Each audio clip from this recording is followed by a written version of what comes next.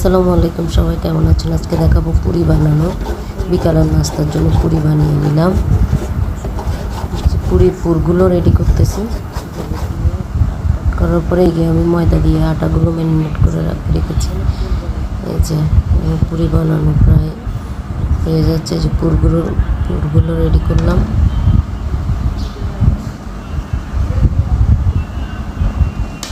এখন কত সহজ পুরি বানানো।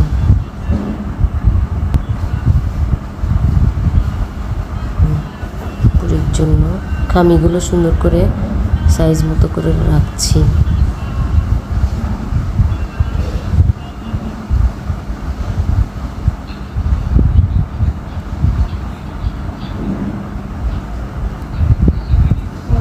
এখন হলো বেলার পালা। ছেঁকে নিচ্ছি। ছেঁকে নেওয়ার পরে দেখেন কতগুলো পুরি হয়ে গেল। অনেক দিন যাবে। একটু হালকা ছেঁকে নর্মাল বা ডিপে রেখে দিলে অনেক দিন খেতে পারবেন বিকালের নাস্তা হিসেবে। বিকালের নাস্তার জন্য কোনো টেনশন করতে হবে না এগুলো বানিয়ে রাখলে। Thank you.